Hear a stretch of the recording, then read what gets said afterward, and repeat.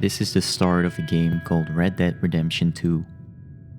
It takes place in America in 1899 and tells the story of Arthur Morgan, an outlaw who is part of a gang that is being hunted by the law. It is obvious RDR2 belongs in the Western genre. But what type of Western to be exact? The following quote from Dave Kerr made me really question this. I don't think it's possible to make a classic Western today. We're just not organically related to the genre in the way American culture was. Is this actually true? Because Red Dead Redemption 2 felt so authentic and traditional to me, but that doesn't mean it's a classic Western. So, this begs the question, where on the sliding scale between classic and revisionist Western does Red Dead Redemption 2 fit?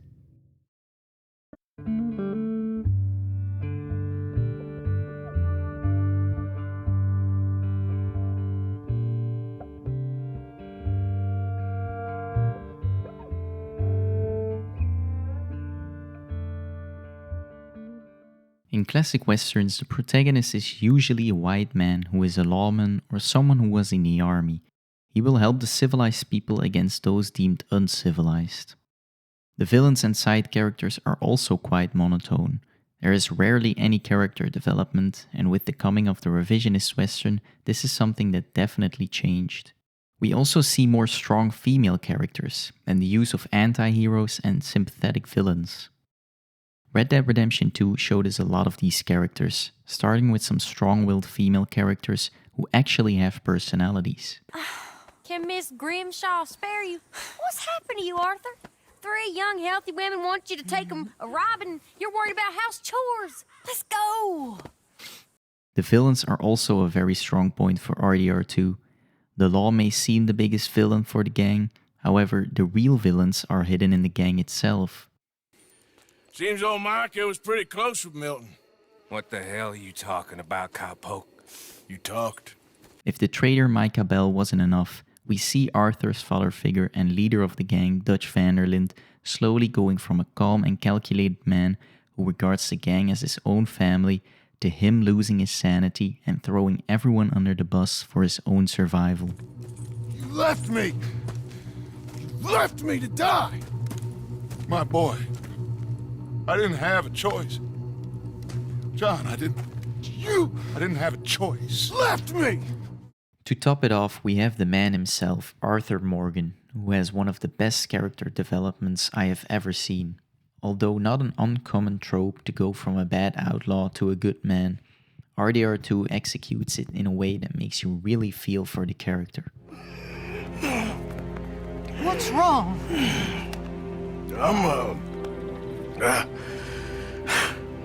I'm dying, sister. Okay. Yeah, I got TB. I got it. Beating a man to death for a few bucks. I've lived a bad life, sister. We've all lived bad lives, Mr. Morgan. We all sin. But I know you. You don't know me. Forgive me, but that's the problem. You don't know you. What do you mean? I don't know, but whenever we happen to meet, you're always helping people and smiling.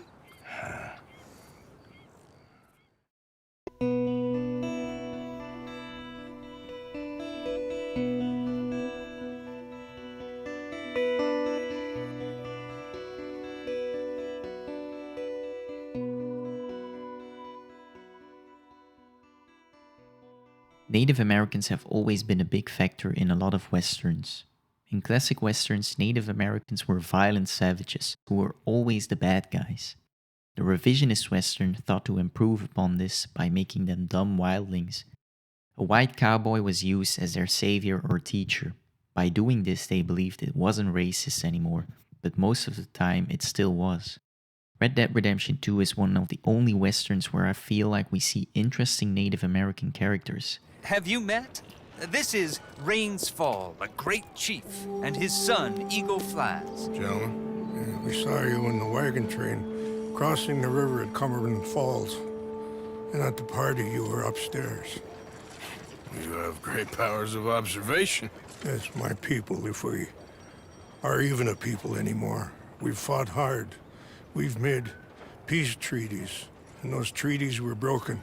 And we've been moved and punished and moved. I'm sure. And now I am told we are to be moved again. Clearly contravening the peace treaty signed 3 years ago. This will lead to war. No, my son, it will not. We cannot fight another war. They have got stronger, and we have become far weaker, Mr. Morgan. The first thing anyone must notice is where Arthur meets the Indians. It's a big city, a big society, somewhere where we would rarely see Native Americans in normal Western movies. They are shown as civil, but still look and feel authentic. However, they do not make them look too over the top, which was often the case in classic westerns and even revisionist westerns. Like revisionist westerns, they are clearly oppressed, but they don't just wait until a good soul finds their tribe to save them. Eagle Flies implies that the Wapiti Indians can and will fight if necessary. Mr. Morgan! Charles! They try to kill my people for oil! For oil! Today we ride once more! Ride with me! Ride with us! Rains Fall, on the other hand, has already lost a lot of people due to fighting, including his wife and son. My firstborn, your brother, had his head smashed by a drunken soldier. My wife had her throat slit. I made peace. Therefore, he wants to set things straight by talking and trying to persuade the army to leave them alone. This duality not only creates a nice balance between the humane and savage moments, but it's also one of the best showcases of the complexity of Native Americans.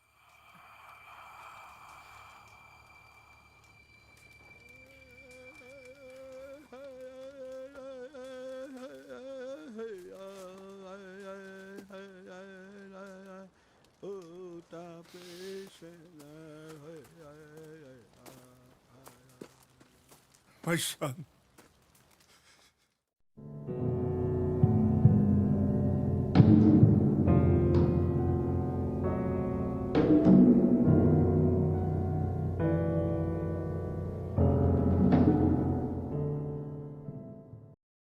In classic Western, the cavalry is usually the savior for the protagonist or group that finds themselves attacked by the vicious natives. The cavalry in Red Dead Redemption 2 are known as the US Army, and they are presented more like the revisionist Western. Here, the cavalry are shown as racist puppets who go on to fight the innocent natives. However, most of the time this method remains boring because of the lack of personality. RDR2 made the cavalry more interesting by creating this character, Captain Monroe. He represents the more humane side of the US Army by helping the Wapiti Indians and working together with Rains Fall to solve the conflict peacefully. Good day, Colonel Favors. Well, that was remarkably unproductive. I'm afraid the federal government was quite clear, Colonel, that it wanted peace, and peace for all, and that the treaty had not been broken by anybody.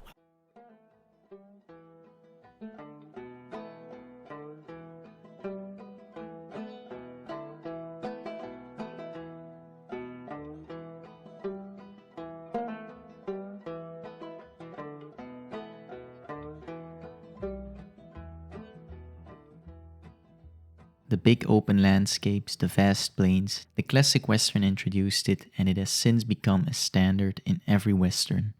However, what has always bothered me is that we rarely get to see some history or meaning behind these locations.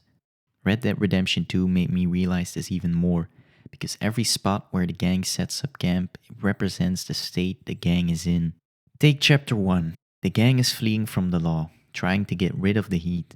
They flee towards the cold, snowy mountains. An old mine in town. Abandoned. It ain't far. Come on. Come on! Yeah!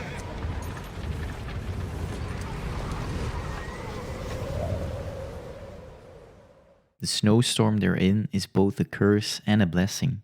It's harder to take care of people, but it does keep them hidden from the law.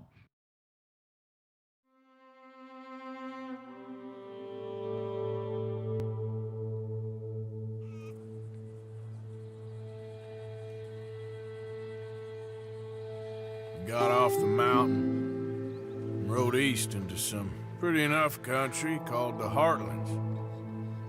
Ain't been this far east in many a year. In Chapter 2, the gang sets up camp in an area called the Heartlands. Even though the camp itself is hidden, the overall landscape is a giant open field that represents a new start for the gang, a clean slate so to say. Nearby is a town called Valentine, which is as typical as a western town can be. You were right. Oh, this place. Oh, it'll be perfect for us. Hello, Arthur. Dutch.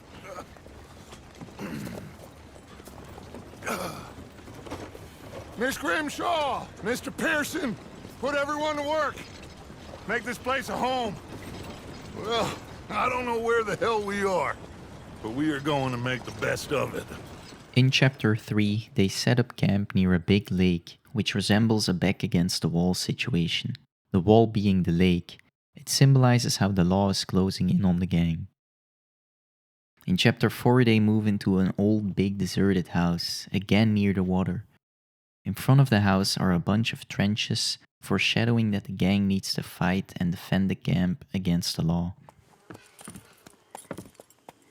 What is that?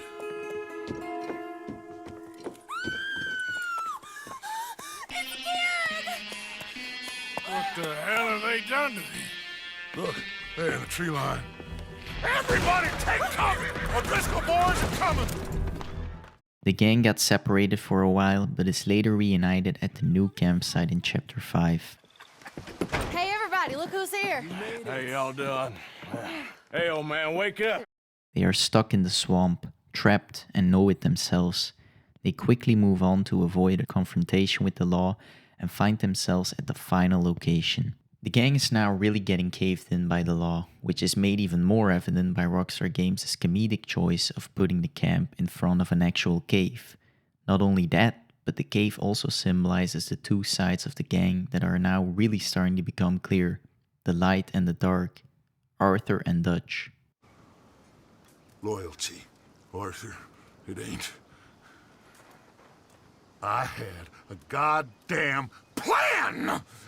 Even though the locations are still like the classic westerns introduced them, the game does a fantastic job of keeping it narratively compelling.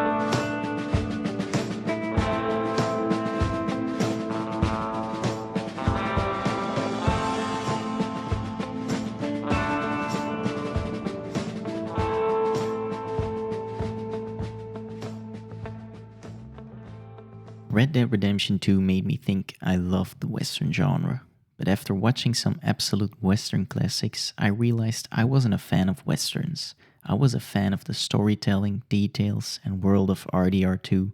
The classic Western will forever be a highly influential genre in cinema, but most of these films do not hold up to today's standard. I believe Dave Kerr is probably right in saying the classic Western is dead. The revisionist Western took its place by improving on a lot of classic Western elements, and it is still evolving today. As for Red Dead Redemption 2, it is definitely not a classic Western. But I also feel like it surpasses the revisionist Western, and at the same time, it embodies both in a lot of ways. Red Dead Redemption 2 feels very traditional due to its iconography, but it improves upon all of this way more than most revisionist Westerns.